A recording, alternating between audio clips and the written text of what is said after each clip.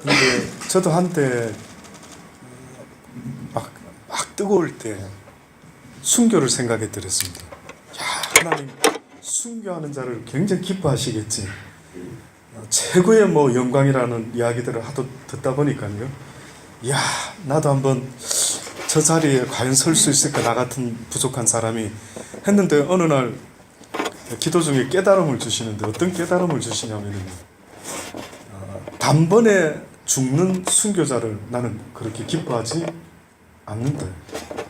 내가 정말로 원하는 순교자가 있다면은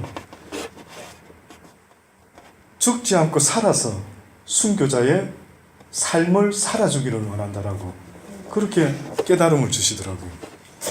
아, 그렇구나. 결국 순교자의 삶이라는 것은요, 나를 위하여 사는 삶이 아니고 하나님을 위하여 사는 사람의 삶이요, 바로 그 순교자의 삶이다라고 그렇게 깨달음을 주시더라고요. 아멘 되시기를 주의 이름으로 고면합니다. 그렇게 사는 자체가요, 바로 순교자의 삶이라고 저는 믿습니다. 그래서 여러분, 죽지 않고 다 편하게 살아서 돌아온 것에 대해서 저는 개인적으로 얼마나 기쁜지 모릅니다. 그래서 함께 오랫동안 하나님의 영광을요, 나타낼 수 있는 삶이 되기를 바랍니다. 이사야 6장의 말씀입니다. 이사야 6장의 말씀입니다. 제목은 보내소서입니다.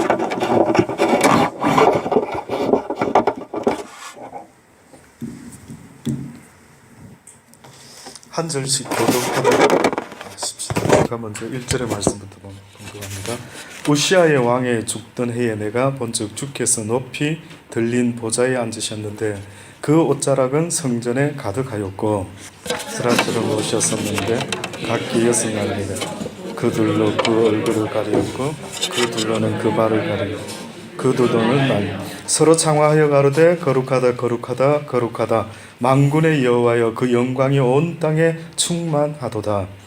이같이 창화하는 자의 소리로 인하여 문지방의 터가 요동하며 집에 연기가 그때 내가 말하되 화로다 나여 망하게 되었도다.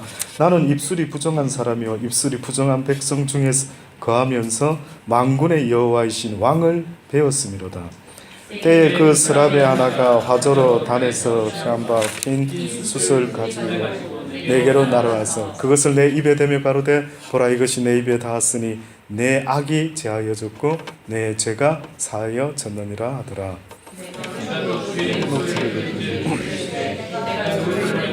누가 우리를 위하여 갈까?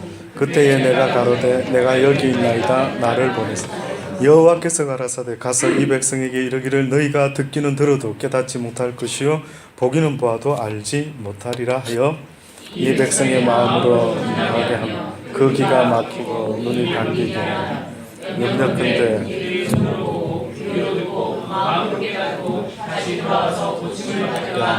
내가 가로되 주여 어느 때까지니까 대답하시되 성읍들은 황폐하여 거민이 없으며 가옥들에는 사람이 없고 이 토지가 전폐하게 되며 사람들이 여호와께 멀리 옮겨서 이 땅 가운데 패한 것이 많을 때까지 다 같이 봉독하십시다. 그 중에 10분의 1이 오히려 남아있을지라도 이것도 삼키운 바 될 것이나 밤나무 상수리 나무가 배임을 당하여도 그 거루터기는 남아있는 것 같이 거룩한 씨가 이 땅에 거루터기니라. 아멘. 예. 저는 오늘 이 시간 여러분 때문에 쓰임 받기를 원합니다. 많은 사람들이 이런 자리에 저도 앉아있고 예배 드릴 때 어떤 부흥에 참석했을 때 앉아도 있고 설교를 하기도 하지 않습니까? 근데 저는 분명히 깨닫는 게 있습니다. 그게 뭐냐면요, 설교는 설교자가 잘하고 능력이 있어서 하는 게 아닌 것 같아요. 저 같은 사람은 하나님이 쓰시는 도구에 불과합니다. 근데 언젠가 저는 저가 주체가 되어서 내가 어디를 가든지 복음을 멋들어지게 전해서 능력으로 어떤 역사가 일어나도록 이 생각을 한 적이 있었거든요. 그런데 뜻밖에도 하나님은 나의 백성을 위하여 내가 너에게 그런 직분을 주는 것이지 네가 나 대신 할 수 있는 그 어떤 것도 있을 수가 없다라는 겁니다. 너는 항상 머슴같이 준비되어 있다가 내 백성을 위하여 내가 너를 통하여 나의 일을 할 수 있도록 너는 항상 믿음으로 준비하고 있어라는 말씀을 주시더라고요. 그래서 여러분, 제가 영적 비밀을 진짜 알려드리고 싶은 것 중에 한 가지는요, 이 자리에 앉아 계신 분들 심령 속에요, 한 분이라도요, 예루살렘의 그 한 영혼을 찾고 구하셨던 그 주님이 한 사람이라도 그 마음에요, 목마른 사슴이 여호와를 갈망하듯이요, 주를 갈망할 수 있는 그 마음이 있다면은 오늘 저는 쓰임받은 영광을 얻을 줄 믿습니다. 아멘. 갈망하실 수 있기를 바랍니다. 주의 옷 자랑 만지며 저희 교회에서도 그죠? 그 동영상으로 봤습니다. 그 여인 막달라 마리아인지요? 그 여인이 그 예수님의 발을 씻어주는 그 장면 아닙니까? 근데 저는 왜 그래 감동이 되는지 몰라요. 와, 우리 주님을 저렇게 사랑할 수 있는 저 여인의 저 마음 모두가 가질 수 있게 되기를 주의 이름으로 권면합니다. 아멘. 근데 갈망을 잘 모르시는 겁니다. 목마른 사슴과 같은 그 갈망. 여러분, 이런 자리가 무엇을 하나님은 보고 계시냐면은, 주여 내 영혼이 갈망하고 있나이다. 아버지, 저 종의 입을 통해서 오늘도 나에게 말씀하여 주옵소서. 나 때문이라도 주여 오늘 이 시간에 내 영혼의 생명의 말씀을 주시기를 원합니다라는 그 갈망이요, 여러분의 심령에 꼭 있기를 간절히 주의 이름으로 축원합니다. 아멘. 보면 압니다. 누가 갈망하시는지. 지금 딱 표정을 보면은요, 그래도 목사이기 때문에 영적 표정을 보지 않겠습니다. 갈망하셔야 됩니다. 오늘 이사야라는 선지자가 우리에게 주는 메시지가 있습니다. 성경 오늘 본문에 보면 우시야 왕이 죽던 해에 내가 본즉 주께서 높이 들린 보좌에 앉으셨는데, 이사야가 우시야 왕이 죽던 해에 보니까 이런 영적 경험을 하게 됩니다. 우시야 왕은 유다 왕국의 10번째 왕이었습니다. 근데 이 우시야 왕은 처음에는 굉장히 하나님의 말씀에 열정적으로 관심을 가지고 그 말씀을 듣기 원하며 애를 썼던 왕이었습니다. 스가랴라고 하는 선지자 아십니까? 그를 통하여 하나님을 날마다 배우고요, 또 구했던 사람이었습니다. 근데 그가 어느 날 그때에 하나님께서 그 모습을 보고 그를 강성케 만들었어요. 그랬더니만 그 강성함이 도가 지나쳐가지고요, 제사장들만이 드려야 되는 분향을 갖다가 어느 날 왕인 그가 드리려고 분향을 딱 붙잡고 제사를 드리려고 하는 겁니다. 그때의 제사장이 안 됩니다. 이 이야기 제가 한번 찾아볼게요.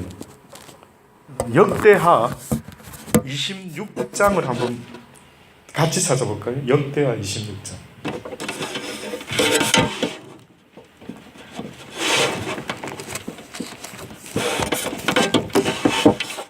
역대하 26장에 보면은 바로 지금 이 이야기가 왜 중요하냐면은요, 왜 하필이면 이사야가 어느 시점에서 여호와의 영광을 보게 됩니다.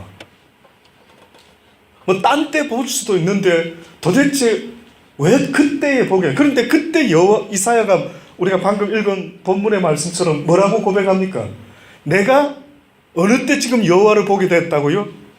입술이 부정한 백성들 가운데 내 입술이 얼마나 부정한지 아주 제 가운데 살고 있는 이때에 내가 여호와를 보았다는. 아니 도대체 그 시대가 어느 시대냐 이거. 이사야가 있었던 그 시대가 도대체 어느 시대인가 보니 우시야 때라는 겁니다. 우시야 왕이 통치하던 때가 아니라 어떻게 보면 거의 우시야 왕이 죽을 때에 문둥병으로 죽게 되죠. 그때에 그가 하나님의 영광을 봤답니다. 근데 그 상황이요, 한번 살펴볼 필요가 있습니다. 26장에 보면 유다 온 백성이 우시아로 그 부친 아마샤를 대신하여 왕으로 삼았는데 그의 나이가 몇 살이라고요? 16세라. 그가 그 열조와 함께 산 후에 우시아가 엘롯을 건축하여 유다에 돌렸더라. 우시아가 위에 나갈 때에 나이 16세라 예루살렘에 52년을 치리하니라. 그 모친의 이름은 여골리아라. 예루살렘 사람이더라. 우시아가 그 부친 아마샤의 모든 행위대로, 보세요, 아마샤의 그 아버지 모든 행위대로 여호와 보시기에 어떻게 행했다고요? 정직히 행했다. 참 괜찮죠, 그죠? 아주 복받을 만한. 그러니까 하나님은 어떻게 보면요, 너무 우리 하나님은 여러분 아십니까? 단순하신 것 같아요. 성경을 통해서 제가 느끼는 하나님이라는 그 거룩하신 분의 어떤 것을 느껴보니까요, 쉽게 말하면 단순한 분 같아요. 우리 인간들은 단순 무식하지만 무식은 아니시니까, 근데 단순은 맞는 것 같아요. 단순하셔요. 보니까요, 하나님의 말씀을 사모하고 그 말씀을 기뻐하며 그 말씀대로 살아가려고 애쓰는 어린애 같은 사람에 대해서는요, 너무 기뻐하셔서 주실 수 있는 모든 하나님이 주실 것들을요, 차고 넘치도록 주는 것 같아요. 그런데 또 너무 단순하시게도 하나님은요, 조금만 그 말씀을 어기고, 조금만 불순종하고, 조금만 교만해지고, 조금만 자기 잘났다고 하면은 어떻게 하시는 것 같아요? 완전히 다른 나라를 일으켜 세워가지고 이스라엘 백성들을 한 방에 쳐서 넘어뜨리는 겁니다. 단순하시죠?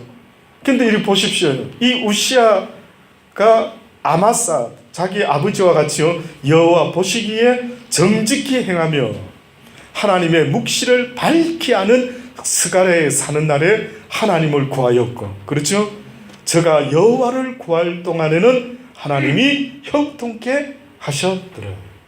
여러분, 인생이 복잡한 게 아닙니다. 목사님 뭐 되는 게 없는 것 같습니다. 무엇이 인생에 있어서 정말로 얻어야 되는 건 줄 아십니까? 돈이 없어도 무명한 자라 할지라도 내 심령에 세상이 줄 수 없는 하나님만이 주시는 그 평안이요 있다라고 한다면은 이것은 바로 하나님이 나와 함께 하시는 축복의 증거가 되는 겁니다. 뜻밖에도 사람들은 행복하려고 돈 벌고, 행복하려고 명예 얻고, 행복하려고 유명하려고 하는데, 뜻밖에도 그 모든 걸 얻은 사람들에게 정작 그 심령 속에 당신은 행복하십니까? 물어보면 무슨 대답을 하는 것 같습니까? 별로, 아직도 뭔가 목마르고 이러는 겁니다.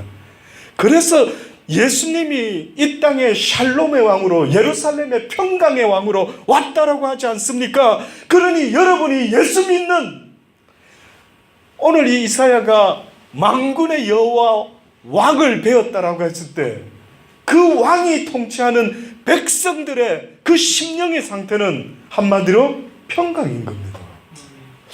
어렵습니까? 이 이야기가 어렵습니까? 그래서 세상이 줄 수 없는 것은 딱 하나가 있습니다. 돈도 줄 수 있고, 사단은요 명예도 줄 수 있고, 예수를 시험할 때에 광야에서 뭘 했습니까? 뭐 뛰어내려라, 나한테 절해봐라, 세상의 모든 것 내가 넘겨받았으니 내가 너한테 이런 모든 세상의 것들을 줄 수도 있다라고 이야기하지 않았습니까? 그런데 사단이 줄 수 없는 것이 있어요. 뭔지 아십니까? 그게 바로 평강입니다.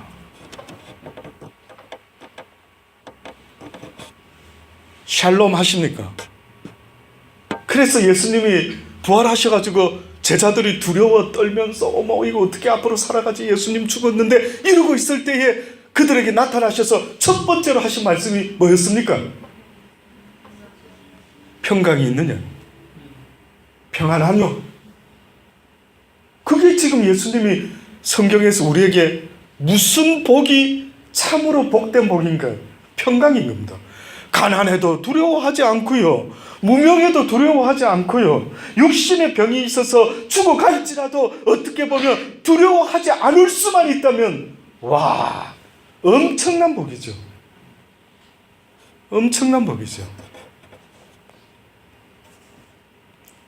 서로 결혼 안 하고 평생 혼자 살지라도,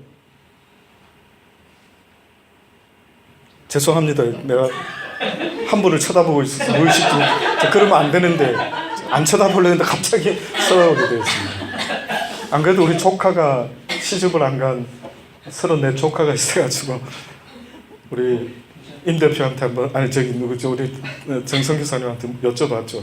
혹시 성현은 이제 저기 뭐 결혼을 생각 없는가 뜻을 오직 하나님께만 두고 사는지 물어봤더니 아 그런 건 아닌 것 같은데 왠지 좀 못하고 있습니다 하는 소리를 듣고 괜히 마음이 쓰이고 그러고 있습니다. 그래서 어쨌든 예 비록 평생 혼자 살지라도 그렇죠? 두려워하지 않고 떨지 않고 혼자 살리라. 내가 바울과 같이 독신의 은사가 있는갑다. 땡큐 갓. 그리고 하나님만을 생각하며 하나님의 아들로서 그죠? 살면 그뿐인 거죠. 근데 이게 잘 안 되니까요. 이게 잘 안 되니까 뭐가 안 되면 막 불안하고 아, 나는 왜 이렇지? 내가 뭐가 안 돼? 왜 이렇게 나는 인생이 힘든 거지? 하나님을 알면서도 그러는 겁니다. 하나님을 나의 왕, 나의 주라고 고백하지 말든가, 그렇죠? 하지 말든가. 근데 하면서도 하는 말이 어머 나 왜 가난해? 어머 나 왜 이렇게 왜 무명해? 왜 유명하지 못해? 왜 내 능력이 없어? 어쩌고 저쩌고 할 때마다 우리 하나님은 어떻게 보면 낙심하시는 겁니다. 네가 정말로 나를 너의 주, 너의 하나님, 나의 메시아 이제 내가 외양간에 뭐에 아무것도 소출이 없을지라도 나를 구원하신 오직 여호와 하나님만을 인하여 기뻐하고 즐거워하는 하박국 선지자의 구원의 기쁨이 있을 수만 있다면요. 저도 그걸 안 잃어버리려고 늘 몸부림치며 기도합니다. 아버지요, 그 사람처럼 그분처럼 어떻게 그 구원의 기쁨이 모든 걸 다 커버할 수 있다면 와 너무 멋지겠습니다. 그렇지 않습니까? 오히려 구하려면은 주여 나에게 그 구원의 기쁨을 이 세상 살아보니까요 6, 70, 80 잠깐 살다가 가더라고요. 며칠 전에는 그런 생각도 들더라고요. 저는 개인적으로 육신이 굉장히 좀 연약합니다. 정말 바울같이 하나님이 왜 이렇게 가시를 주시는지 이해하기가 쉽지 않지만은요 보기는 괜찮죠. 설교할 때만 가장 싱싱합니다. 근데 그 외에는 너무 저는 개인적으로 걷는 것도 언젠가부터 한 10여 년 뛰어보지를 못했고요. 한 10여 년 쭈그리고 앉아본 적이 없습니다. 이게 안 되더라고요. 어느 순간. 그러니까 저는 어느 날 이렇게 나름대로 테니스장을 이렇게 운동삼아 돌거든요. 그런데 도는데 그날따라 컨디션이 좀 별로 안 좋은 거예요. 돌면서 제가 이 무거운 육신을 끌고 돌면서 하나님 빨리 이 땅의 소풍이 마치고 내 아버지 나라에 저는 가고 싶은데 그런 생각이 드는 거예요. 잠깐 소풍난 느낌, 그렇죠? 가만히 생각해 보니까 이 세상이라는 지구라는 곳에 영적인 하나님의 백성이 어떻게 보면 잠깐 소풍 나와가지고 막 온갖 경험 다 하다가 끝나면은 그 영원한 그 아름다운 세상, 그 사랑의 나라에 다시 돌아간다라는 거 생각을 해보니까 갑자기 문득 이 소풍이 빨리 맞춰졌으면 좋겠다는 이런 생각도 문득 드는 겁니다. 여러분, 저는 살아보니까요 몸도 육신도 연약한 가운데 날마다 악한 사단은 우리 육신의 사망의 법을 통해서 하나님이 기뻐하지 않는 생각을 늘 잡아 넣어주고 늘 그냥 어떻게 보면은 이게 삶인가? 이게 삶인가? 흙 속에서 흙집에서 몸부림치는 구덩이와 같은 모습으로 지내는 아마 하나님이 보셨으면 야 빨리 거기서 나와야지 빨리 나와야지 이러고 계시는 것 같은 그런 느낌이 드는 거예요. 이것도 삶이라고 이것도 삶이라고 이 땅에서 뭐가 돼볼 거라고 그렇게 몸부림치며 살아가는 어떻게 보면 그 모습은 참 하나님 보시기에 과간이다. 어떻게 저렇게 어리석을 수가 있을까요? 우리는 그런 존재가 아니라는 겁니다. 우리는 영원한 하나님의 나라에 영원토록 그분과 살기 위해 지원받았는데 잠시 이 땅에서 우리에게 하나님이 가르쳐주고자 하는 그 무엇이 있었더라고요. 그 무엇이 뭔지 아십니까? 처음부터 부잣집에 태어났으면 그 돈의 가치를 모르는 것처럼요 처음부터 하나님의 영원한 나라에 있으면 그 천사들은 하나님의 나라의 그 사랑의 하나님이 얼마나 좋은지 알 수 있을까요? 없을까요? 알 수 없습니다. 꼭 그 천사들은 집 나간 탕자의 형과 같이요. 그는 하나님을 이해 못하는 겁니다. 그렇죠? 동생이 돌아왔는데 동생에게 사랑을 베풀고 하나님이 용서해주고 그 동생은 아버지 내가 죄를 지었나이다. 아들이라 부르기가 어렵사오니 그저 품꾼의 하나로 써주십시오. 그랬는데 그러면 그 큰형은 옆에서 어떤 생각하고 있었을까요? 저놈은 품꾼도 아깝다. 저거를 아버지가 빨리 쫓아내셔야 되는데 이러고 있지 않았겠어요? 근데 아버지가 어떻게 합니까? 소를 잡고 잔치를 베풀고 기뻐하고 즐거워하는데 그때 그 아들은 뜻밖에도 나는 아버지가 공평한 분이라고 생각이 들지 않습니까? 저런 자식은 그냥 내쫓아야 되는데 어찌 용서하여 주십니까? 아버지는 공평하지 않습니다. 나는 집 떠나본 적도 없는데 나에게는 그렇게 베풀지 아니하였으면서 어찌 동생에게는 그렇게 합니까? 라고 하는 겁니다. 저는 그 큰형을 볼 때마다 꼭 어떻게 보면 저 아버지를 이해 못하는 큰형의 모습이 꼭 천사들의 모습이 그와 같은 거예요. 천사와 우리가 하늘과 땅 차이가 되는 게 뭔지, 하나님을 천사는 별로 기쁘게 해드릴 수 없을지 몰라도 이 땅에 살면서 하나님을 알고 깨달아 나의 죄를 고백함으로 아버지여 나 같은 게 어떻게 그 거룩하신 하나님 앞에서 나아갈 수가 있겠나이까 라는 그런 고백 한마디 들으신 아버지는요, 아니다 모든 걸 다 용서해 주시면서 하나님의 아들로서 다시 세워주는 도대체 그 놀라운 역사 계획, 이게 뭐냐 이거예요. 이것은 바로 결국은 이 땅에서 고생해본 저와 여러분이 하나님을 깨닫고 믿고 섬기며 천국을 소망하며 나가게 된다면요, 하나님의 계획은 성공한 겁니다. 이 땅에 우리를 지으신 그 하나님의 계획이요 바로 그거였기 때문에 그렇습니다. 그래서 이 이사야가 그런데 안타까운 거는요, 이렇게 간단하고 단순한 하나님의 요구하심이 있는데도 불구하고 이 우시야 왕이 형통할 때에는 하나님을 구하고 스가랴를 통해서 하나님의 묵시를 배우고 했는데 결국은 보십시오.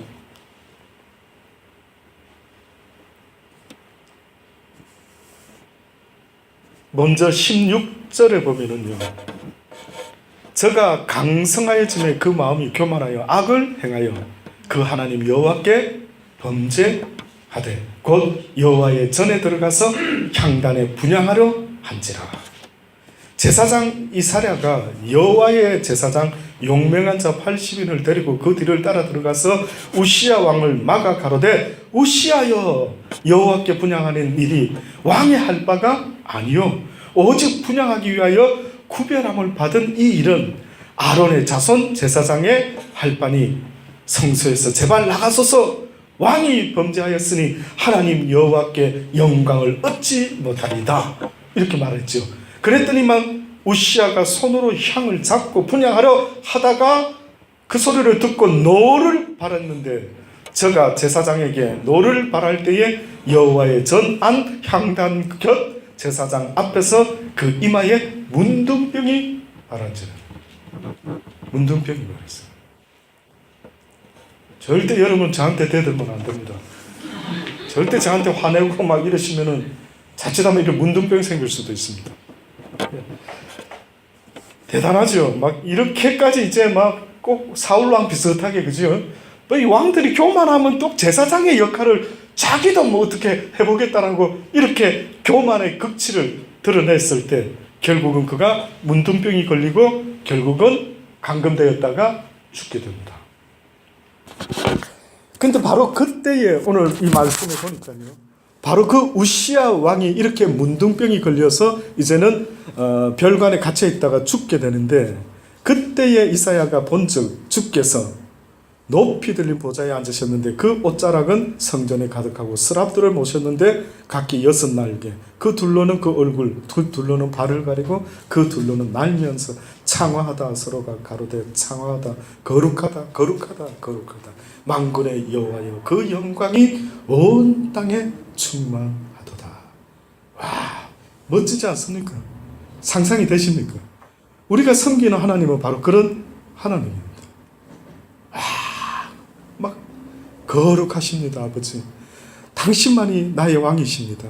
이 세상을 지으신 창조주요, 당신은 위대함에 조금도 부족함이 없으십니다. 막 그 자체만 고백해도 그죠? 막 감동과 아주.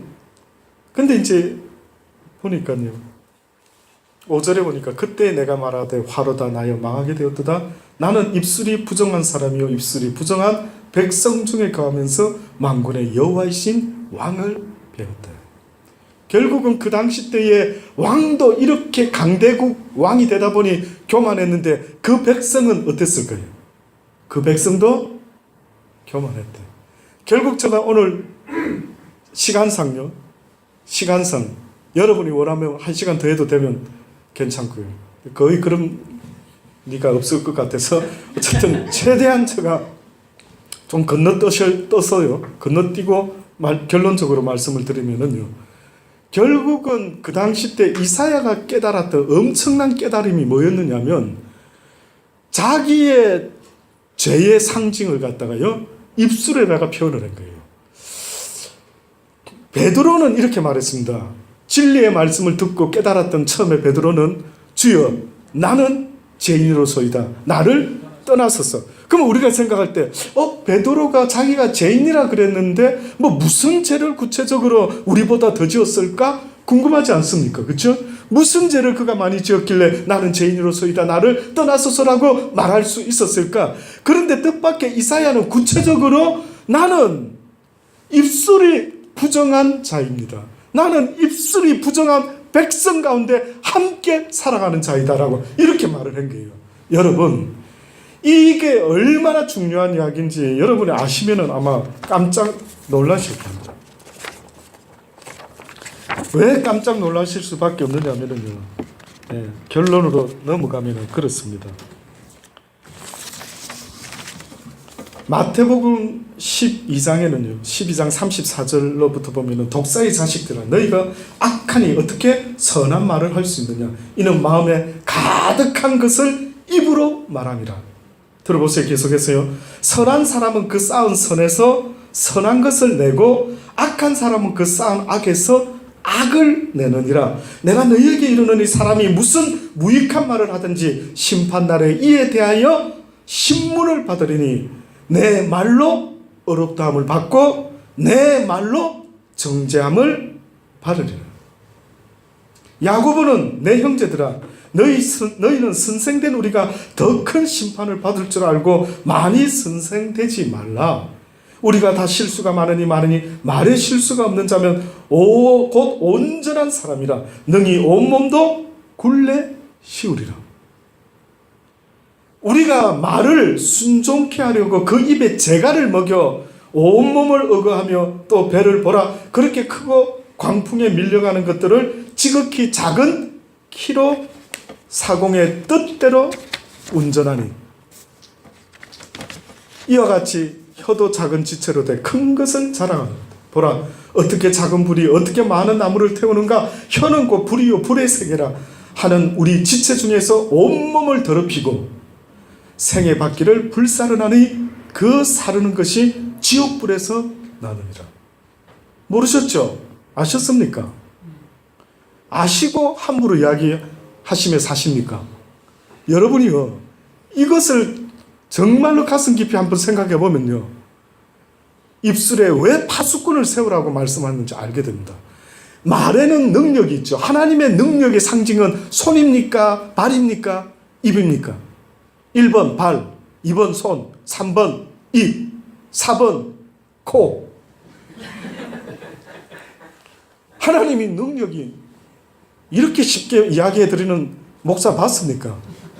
저는 저 스스로 이럴 때는 내가 말은 하고 있지만 이렇게 아주 국민학교 수준으로 이렇게 떠먹여주는데도 모르는 사람이 있으면 아버지 그들의 잘못입니다. 저에게 그들의 핏값을 찾지 마옵소서. 저 심정은 그렇습니다. 하나님의 능력은 뭡니까? 아시죠? 입 아닙니까? 입. 그래서 여러분에게 하나님이 파수꾼을 세우라는 거예요. 왜? 입에서 내가 부정적인 말을 하게 되고 세상적인 말만 늘 하고 있으면은요, 이 말들이 안 없어지고 내 주변에 맴돌면서 나를 올무를 씌워가지고 내 인생을 끌고 가는 생의 수레바퀴와 같더라고요. 마지막 마무리 다 한번 읽어드릴게요. 여러 종류의 짐승과 새며 벌레와 해물은 다 길들임으로 사람에게 길들었거니와 혀는 능히 길들일 사람이 없나니 쉬지 않으면 악이요 죽이는 독이 가득한 것이라. 이것으로 우리가 주 아버지를 찬송하고 또 이것으로 하나님을 형상대로 지음을 받은 사람을 저주하나니 한 입으로 찬송과 저주가 나온도다. 내 형제들아, 이것이 마땅치가 않다. 샘이 한 구멍으로 어찌 단물과 쓴물을 내겠느냐. 내 형제들아, 어찌 무화과 나무가 감람 열매로 포도나무가 무화과를 맺겠느냐. 이와 같이 짠물이 단물을 내지 못한대. 결국 성경에서도 말하는 무화과 나무가 무화과 열매를 먹고 포도나무가 포도 열매를 맺으라고 말할 때 그 맺는다라고 할 때 좀 막연한 느낌이 있지만 한 가지로 압축해서 말하는 것은 바로 네 입술의 열매가 어떤 열매인지를 스스로 바라는 거예요. 여러분, 아무리 마음에 안 드는 사람이 있어도요, 부부끼리라 하더라도 주님이 듣기에 거북한 말 같으면 하지 마십시오. 하지 마세요. 저도 이거 친히 깨달음을 주시더라고요. 너희 부부가 아무리 그 사람 있잖아, 그래, 그 사람은 막 밥맛이야 어쩌고 저쩌고. 여러분, 그러면 주님께서 너도 밥맛이다. 네가 한 그대로 나도 너를 그렇게 심판하리라. 그렇더라고요. 오늘 이 시간 이후로부터 저는요, 사실 오늘 주제는 뭡니까? 나를 보내소서. 누가 케냐에 갈 자격이 있을까? 먼저 그는 자기의 부족함을 보고 나는 아무것도 할 수 없는 자입니다. 나는 이제 죽는 것밖에 없구나. 화로다. 이렇게 했던 사람이에요. 근데 그 고백을 들으신 하나님이 제단 10불로 그의 죄를 사하여 주시고, 원래 엄격하게 그에게 이제 미션을 주시는데 뜻밖에도 여러분, 이사야가 받은 미션이 뭡니까? 좀 늦어지면 그래도 이 말씀 전해드리고 자주 못 보지 않습니까? 겨우 한 달에 볼까 말까 그런 가깝기도 하면서 먼 사이도 한 주에 한 번씩만 봤어도 제가 이렇게 안타깝게 설교하지는 않을 텐데 한 달에 한 번씩 뵙기 때문에 그렇습니다. 근데 이 이사야가 여러분, 이거는 진짜 아무도 모를 거예요. 이거는 정말 탕수육 사주면 말씀드릴 수 있을 정도로 이게 너무 제가 깨달으면서, 여러분 아시죠? 그 엔돌핀 많이 나오는 거는 뭐 할 때 나온다고 그러죠? 엔돌핀이 웃을 때 나온다죠. 근데 그 엔돌핀보다 4000배가 센 게 나오는 게 있답니다. 그게 뭔지 아십니까? 그게 무슨 돌핀이라고요? 다이돌핀이라고. 기억나십니까? 다이돌핀이라고 있는데 그 돌핀은요 4000배나 된답니다. 엔돌핀보다. 근데 어느 때 그 돌핀이 우리 몸에 신비스럽게 나온답니다. 그게 바로 진리를 깨달았습니다. 제가 그걸 과학자들이 말한 그걸 듣고요, 와우, 우리 주의 진리를 깨닫는 그 사람들은요, 어떻게 보면은 진리를 깨닫는 그들은 영육간에 강건한 수밖에 없는 이런 놀라운 일. 지금 여러분 피곤하시죠? 좀 잠이 오죠? 근데 요 진리 한 방 딱 맞으면은 어떤 겁니까? 이 약속의 말씀에 의한, 과학자들의 말에 의하면 진리를 깨닫는 순간에 갑자기 잠이 달아나고 막 4000배의 파워가 생긴다는 거예요. 한번 실험해 봅시다. 자, 지금부터 제가 진리를 한 방 놔드리려고 지금 하고 있습니다. 근데 이게 왜냐면은요, 여러분이 이건 무슨 말이지? 읽을 때마다 저는 지금 이 나이 되도록 이 최근에 깨달은 겁니다. 따끈따끈한 거죠. 도무지 감이 안 잡히는 겁니다. 이 이야기가 제가 왜 이렇게 떠물든지 이해하실 겁니다. 보십시오. 8절에 보니까 주의 목소리를 들은 즉 이르시되 내가 누구를 보내면 누가 우리를 위하여 갈까. 그때 이제 드디어 뭐라고 합니까? 내가 여기 있사오니 나를 보내소서. 이사야가 이렇게 말했습니다. 그때 여호와께서 이제 미션을 주는데 케냐에 가거라 이렇게 한 것이 아니고요. 이사야한테는 뭐라고 했느냐면은 가서 이 백성들에게 이르기를 너희가 듣기는 들어도 깨닫지 못할 것이요 보기는 보아도 알지 못하리라 라고 하여 이 백성의 마음으로 둔하게 하며 그 귀가 막히고 눈이 감기게 하라. 이 처음 듣는 이야기입니까? 처음 들으시는군요. 성경에 목사님 이런 게 다 있었네요. 처음 듣. 그럼 나머지는 다 알고 계셨다 이거죠? 기억은 나십니까? 이사야에 이런 이야기가 하나님하고 주고받았구나. 근데 우리 생각에는 그들의 감긴 눈을 어떻게 해요? 띄워야 되고 막힌 길을 뚫어줘야 되고 맞습니까? 안 맞습니까? 우리는 그것 때문에 그냥 케냐에 가서 지금 하고 왔지 않습니까? 그 어두운 눈을 좀 띄워주려고요. 근데 이 희한한 이야기가 여기 나오는 겁니다. 그런데 무엇을 걱정하고 있냐면 다시 돌아와서 고침을 받을까 하노라. 내가 가로되 주여 어느 때까지니까 대답하시되 그들이 고침을 받아서는 안 된답니다. 지금 오히려 더 확실하게 듣고도 깨닫지 못하는 그들에게 증거를 삼고 그들이 마땅히 고난당해야 쌀 정도의 그런 상황으로 그냥 내버려 두랍니다. 아버지 답답하지 않습니까? 언제까지 그렇게 하실랍니까? 그랬더니만 성읍들은 황폐하여 거민이 없으며 가옥들에는 사람이 없고 이 토지가 전폐하게 되며 사람들이 여호와께 멀리 옮기어서 이 땅 가운데 폐한 곳이 많을 때까지 완전 세상이 거의 끝장나는 황폐한 세상이 될 때까지 그들은 나에게 고침을 받지 못하게 하라. 이거 너무 부정적이지 않나? 근데 잘 이제 제가 드디어 놀라운 이야기를 한번 드리겠습니다. 그 중에 10분의 1이 오히려 남아있을지라도 이것도 상키운 바 될 것이라. 그렇죠? 밤나무, 상수리 나무가 배임을 당하여도 그 거루터기가 남아있는 것 같이 그 다음에 뭐라 합니까? 거룩한 씨가 이 땅의 거루터기다. 자, 여기까지만 들으면은 이거 진짜 뭐라고 해석을 해도 그런 것 같다 정도죠. 근데 제가 증거를 보여드리겠습니다.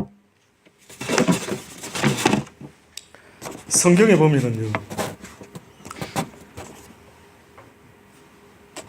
요한복음 12장입니다. 요한복음 12장. 예수님께서 설교를 하실 때에 뜻밖에도 이 이사야의 이야기를 가지고요 설교를 하신 적이 있어요. 예수님이 친히.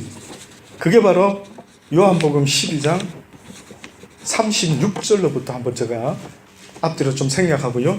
요한복음 12장 36절부터 한번 말씀드려볼게요. 예수께서 이 말씀을 하시고 저희를 떠나서 숨으시니라. 이렇게 많은 표적을 저희 앞에서 행하셨으나 저를 믿지 아니하니 이는 선지자 이사야의 말씀.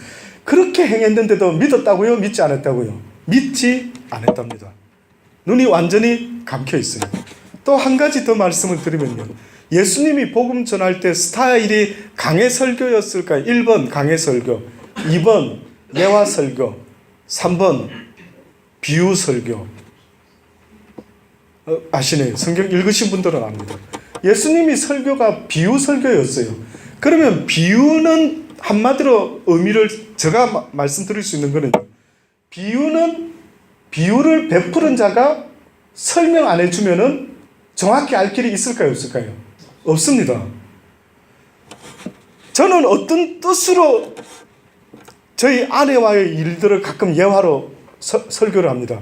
그럼 어떤 성도님들은요, 진짜 그 디테일한 거를 확인해 보려고 하는 그런 분들이 있습니다. 근데 그러면서 목사님 사모님 안 그랬었다던데 왜 그때 목사님이 결혼하자고 했다면서요? 아닙니다. 저희 사모가 이부자리 들고 쫓아왔습니다. 그게 사실이거든요. 왜냐하면 그때 이유가 있었습니다. 이게 이부자리가 없어가지고 제가 청년하고 쉐어를 하고 살고 있었는데 절 도와주려고 이부자리를 들고 어떤 적이 있었더랬습니다. 교회 청년들이. 그래서 일단은 저는 앞뒤 다 자르고 일단 이부자리 들고 왔으니까 이부자리를 들고 왔습니다. 그래서 이제 어떤 예화를 들었죠. 예화를. 저는 목적이 뭡니까? 목적이 디테일한 진실을 말한 게 아니고요. 목적은 비유였습니다. 저는 어떤 설교를 하면서 그 어떤 이야기를 예화를 들어 비유로 하려고 제가 한 거지. 우리 정석희 사람도 인터뷰 설교할 때 그렇죠. 그런데 막 듣는 사모들은 가끔씩 디테일한 거를 막 따져보려고 하고 이럴 때가 있잖아요. 곤란합니다. 그냥 그렇겠거니 하고 생각해야 됩니다. 그래서 이제 비유는요, 하신 분이 왜 내가 이런 비유를 썼는지를 알려줘야 돼요. 근데 희한하죠. 예수님 설교가 전부 다가 뭐였다고요? 비유였다. 그러면 여러분 무슨 느낌 안 옵니까? 지금 주님이 저처럼 어린애같이 알아듣기 쉽게 복음을 전하셨으면 되는데 왜 그렇게 안 하고 비유로 설교를 했어요? 비유로. 뜻밖에도 어떤 이유가 있습니다. 몇 가지 있는 것 같아요. 근데 오늘은 한 가지만 가장 대표적인 한 가지를 한번 알려드리기를 원합니다. 예수님이 이렇게 설교를 하십니다. 이사야의 말씀을 이루려 하십니다. 가로되 주여 우리에게 들은 바를 누가 믿었으며 주의 팔이 누게 나타났나이까. 아무도 주를 믿지 않고 아무도 주님의 그 관심이 있는 자가 누구인지 알지를 못하겠나이다. 저희가 능히 믿지 못한 것은 이까들기니. 자, 지금부터요.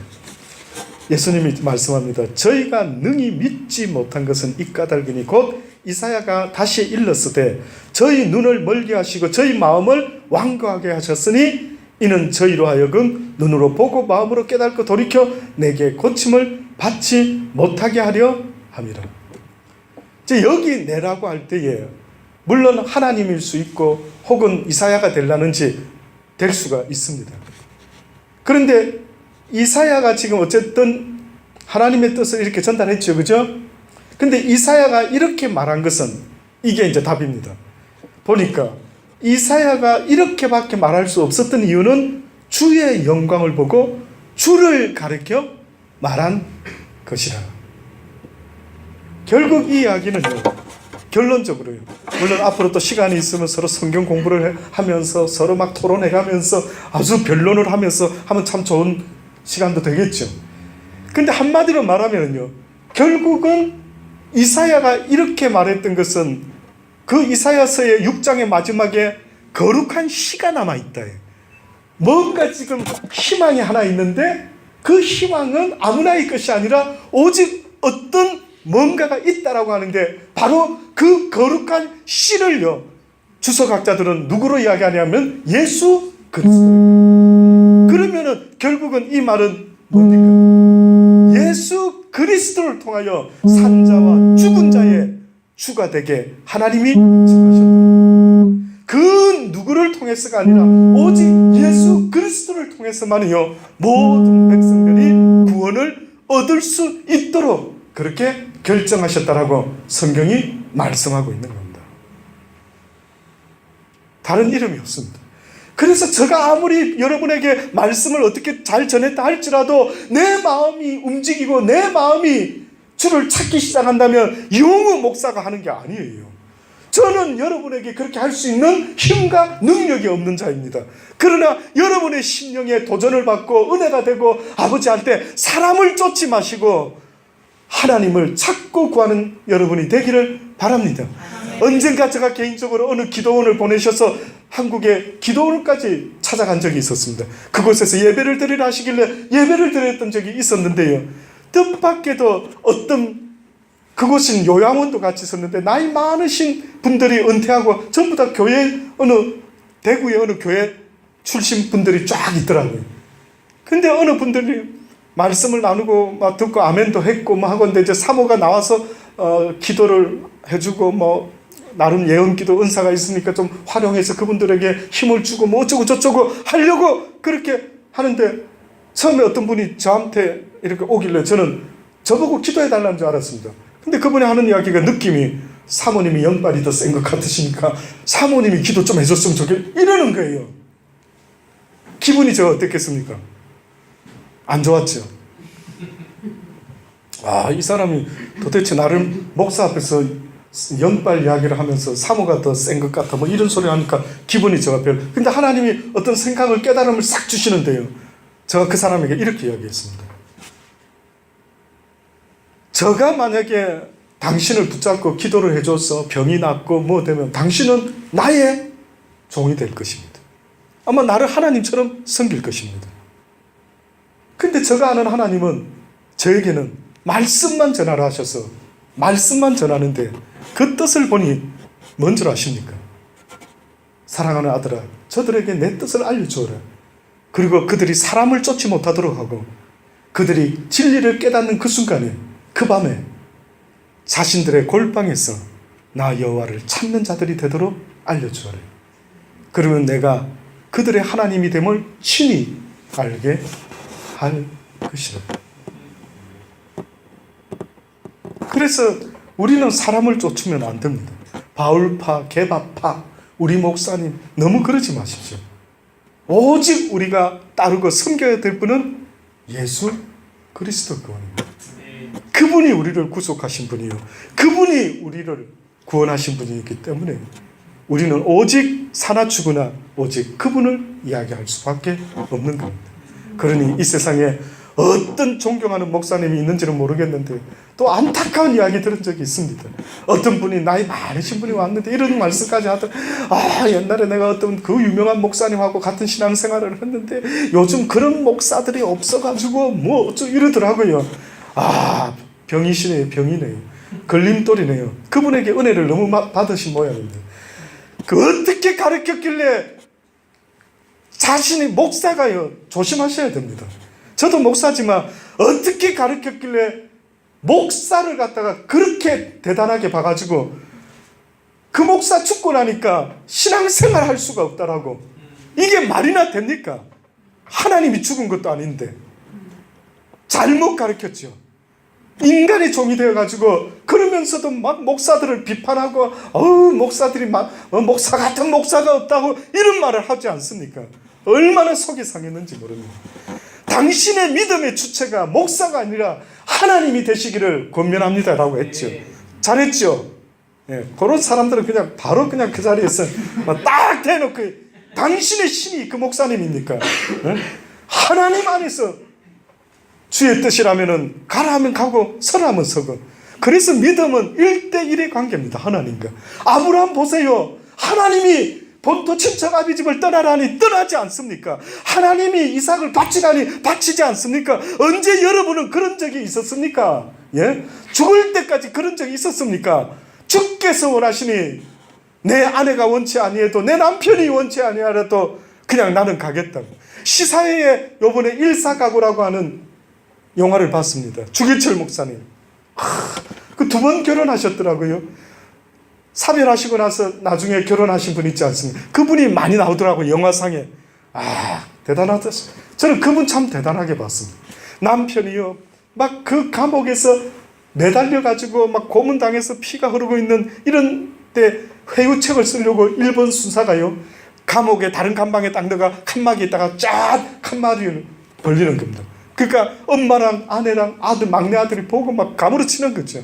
우리 아빠가 저기 매달려서 저렇게 피를 쏟고 있다고 막 어쩔 줄 몰라 눈물을 흘리며 가슴 아파하는 겁니다. 근데 말도 못할 정도로 매달려 있는 주기철 목사님을 향해서 그 아내 되시는 분이 뭐라고 말했는지 아십니까? 여보, 끝까지 지조를 지키라고. 끝까지 지조를 지키라고. 하나님을 배반해서는 안 된다고.